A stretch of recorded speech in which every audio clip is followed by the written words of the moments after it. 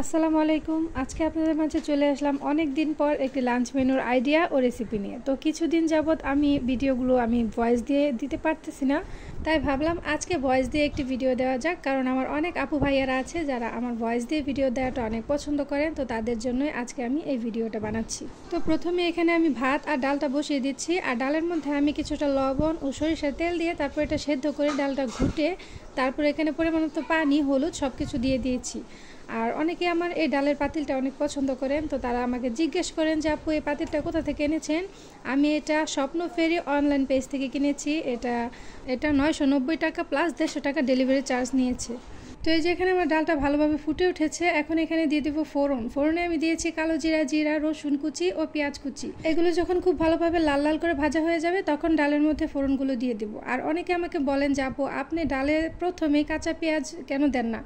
তো অনেকে আমি দেখেছি কাঁচা পেঁয়াজটা দেন, তো আমি কিন্তু এভাবে রান্না করি না। সবার রান্না একটু স্টাইলটা অন্যরকম থাকে, তাই সবার রান্নার স্বাদ অন্যরকম থাকে। তো আমার রান্নার স্টাইলটাও একটু অন্যরকম। আমি ছোটোবেলা থেকে আমার আম্মুকে যেভাবে রান্না করতে দেখেছি আমিও কিন্তু সেভাবে রান্না করি। তো তাই আপনাদের সাথে আমার রান্নার স্টাইলটা নাও মিলতে পারে। তো এই যে এখানে আমার ভাত ও ডাল রান্না হয়ে গেছে। এখন আমি 2 চুলায় আবার 2টা কড়াই বসিয়ে দিয়েছি। তো এক চুলায় আমি একটা ভাজি তৈরি করব, আর আরেক চুলায় আমি করব একটি ভর্তার প্রিপারেশন। তো আমি এই চুলায় ভাজির জন্য তেলের মধ্যে পেঁয়াজ ও কাঁচামরিচ কুচি দিয়ে এটাকে খুব ভালোভাবে ভেজে নিয়েছি, আর ওইখানে আমি কয়েকটা শুকনো মরিচ ভেজে নেব।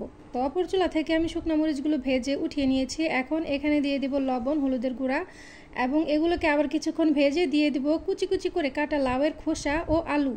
এখন ভাজিটাকে অল্প আঁচে বেশ কিছুক্ষণ নেড়েচেড়ে রান্না করে নিলেই তৈরি হয়ে যাবে এই মজাদার লাউয়ের খোসা ভাজিটা। তো ভাজির রেসিপিটা আর কি বলবো, এটা তো সবার সেমই থাকে। ভাজাভুজির রেসিপি আপনারা সচরাচর যেভাবে করে থাকেন আমিও সেভাবেই করে থাকি।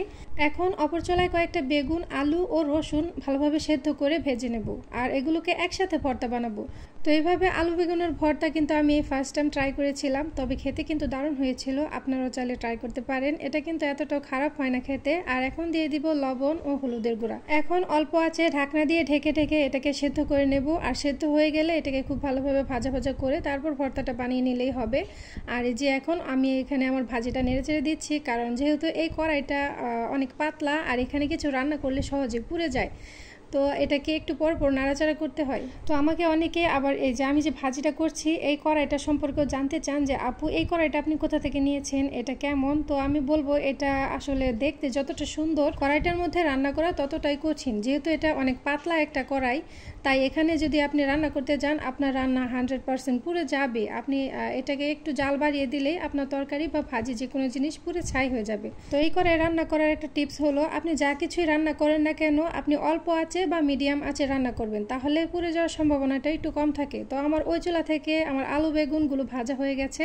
এখন কিছুটা পেঁয়াজ আমি হালকা ভেজে নেব। তো এই যে দেখতেই পাচ্ছেন এখানে আমার ভাজিটা তৈরি হয়ে গেছে। এখন আমি ভর্তাটা মাখিয়ে নেব। তার জন্য আমি এখানে নিয়েছি শুকনো মরিচ, রসুন ও ভেজে রাখা আলু বেগুন।